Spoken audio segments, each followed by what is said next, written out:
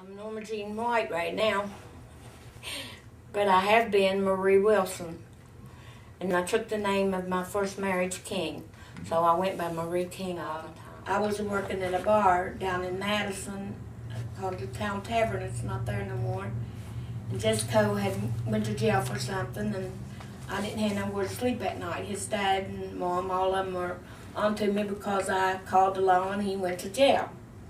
And then I got out of work at night. Someone had come and told my boss that he was coming down there. He was getting out of jail and he was coming down there. He didn't want me working in that jail. So I just told the lady to give me my paycheck. I was leaving. And she said, "You're not leaving. We fired you because we don't want you here." Uh-oh. Do you want to answer that and then we'll keep going? Hello?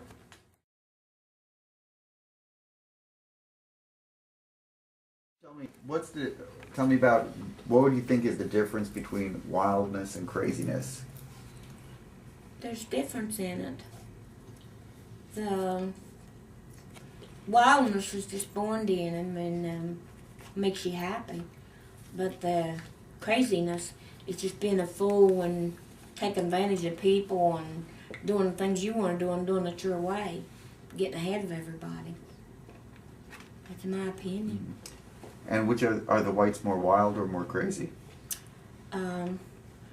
It's in between, honey. At one time, when we were all back in the young days, when Sue Ann and all of them were like 5 years old. See, I stayed with Mom and them for a long time, and everything was beautiful then. It was just going to church and doing the right things, and trying to do the right things.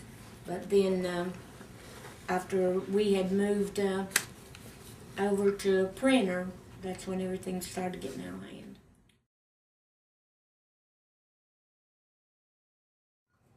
We did drugs too, you know, the whole deal. We did everything. We robbed people. We beat people.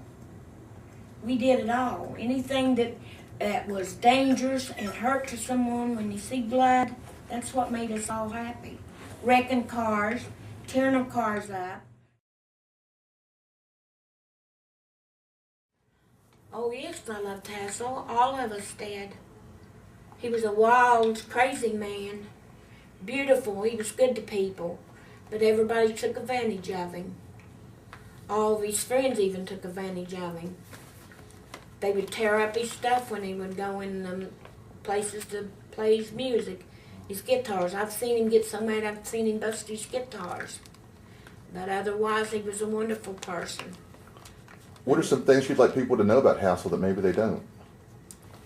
That he was a good man. That he wasn't crazy. He was just a wild thing. And would you say a few words about his music? What you thought about his music? Oh, it was crazy. But the good times when we sang Honky Tonk Angels and our country music and stuff, everything was beautiful. But when he got in that wild stuff, I got away from him. I thought he was done gone. I was ready to leave then. And all the girls would be jealous. That's why they'd try to get him to take them home with them. And he would go home with them sometimes. But after our fight, I never did go back no more when I busted his guitar. I busted it over the table where he was drinking his beer.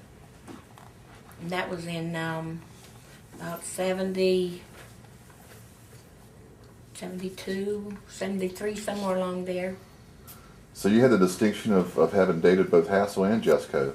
Yeah, but Jessica didn't know it at that time because I didn't know Jessica then. That was just a year or two before I met Jessica. Jessica knows that because I would meet him at the post office in Madison, and he wondered why I was talking to that man. Hassel was the man. He said, "How do you know him? Why are you talking to him like that?" And then they grew into a good friendship. And Hassel loved Jessica too. Yeah, the best of friends. Catherine, she lives down in Parkersburg. It's called a little town called Creston, and she's a quilt maker. She makes and sells quilts. and her family's grown up and gone. I have, let's see, 4 grandchildren by her, and then I have 3 grandchildren by Leanne's mommy, Debbie, 3 girls, and now I have 16 great-grandchildren. Oh, Vernon's the one that's down at Parkersburg. I've got one son that's alive. He's 42 years old. But Stephen was 26 years old in '82 when he killed himself. He killed himself out in Pennsylvania. And then Timmy was 2002, and he died from a liver problem. He had cirrhosis of the liver, and it was a very bad time in my life. But Jessica was there for me for that.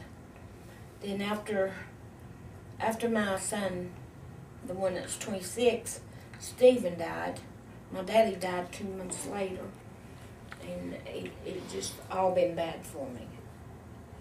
And now I get to see my son, Vernon Jr. His family doesn't come around because of Jessica. They don't like the way he lives, the way he is. So I've lost them to that part. But the girls don't care. They argue back with him.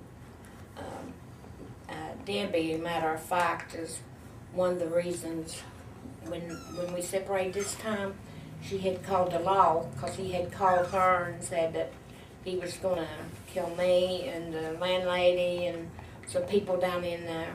And that was another reason that he got evicted from here, because he was always threatening people.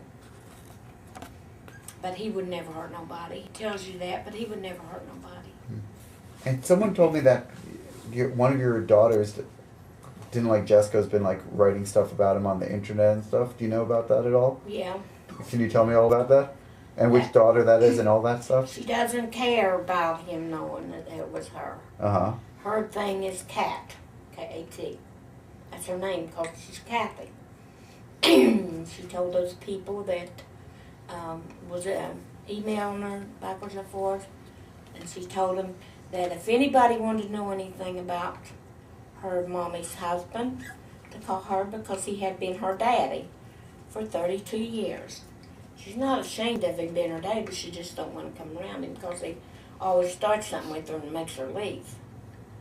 But when she was drinking with him, when her husband was drinking with him, partying, going out and staying 3 and 4 days out of a week, and I wouldn't know where they're at. It was just fun. But now he's upset at Kathy.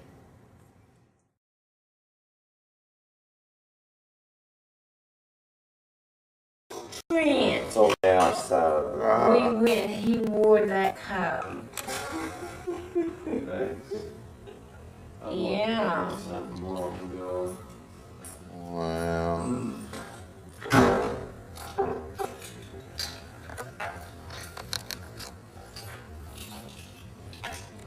I've always kept that picture in my...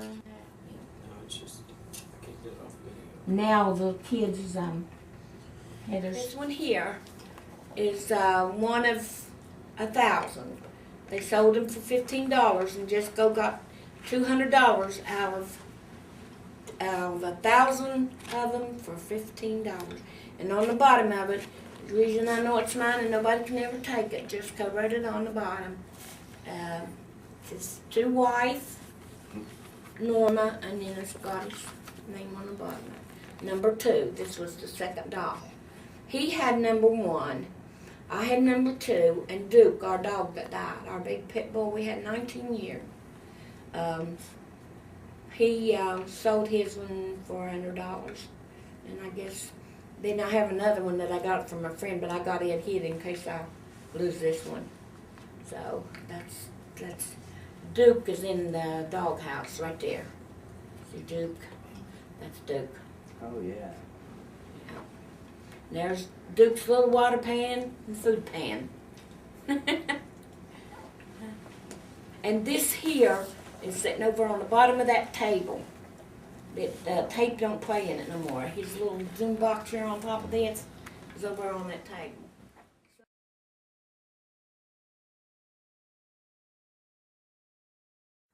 Whatever happened to your 2 pet turkeys you had? They died in the yard, Annie. They died in the yard? Yeah. You didn't eat them? No, we didn't got them to eat. Rachel got on her nest, and her eggs wasn't fertile, and she died on her nest. Oh.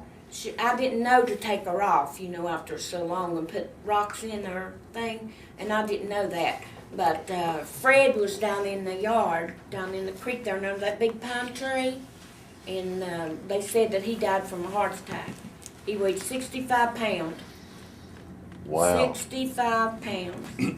The red one, the red turkey. I guess he did have a heart We attack. put He that did. dog back. Yeah. Wow.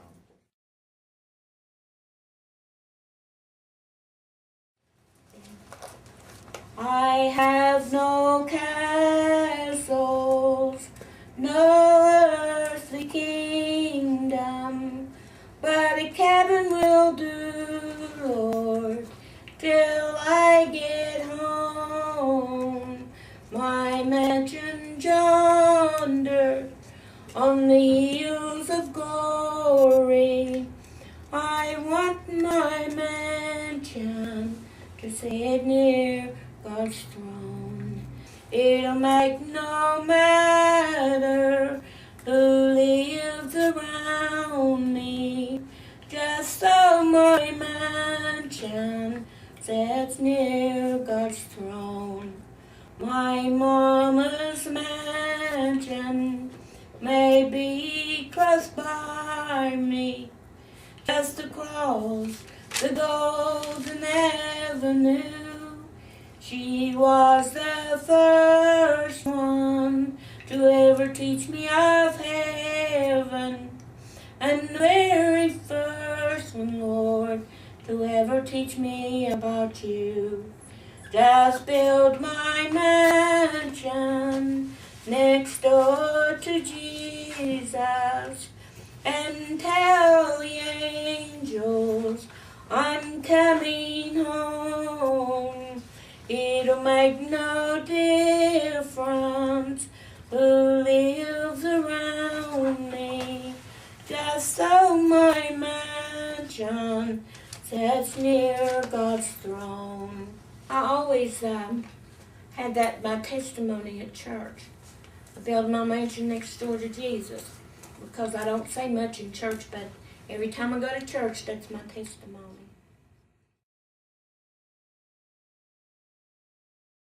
And you said something about me singing the one about Hank. If I can remember it, I'll do the best I can on it. And now I have got to meet Hank 3, and I got to party with him on his bus. And this was a song that I like to sing for him. Way back in West Virginia, between midnight and dawn, a big blue car was rolling. The wheels they hung us on.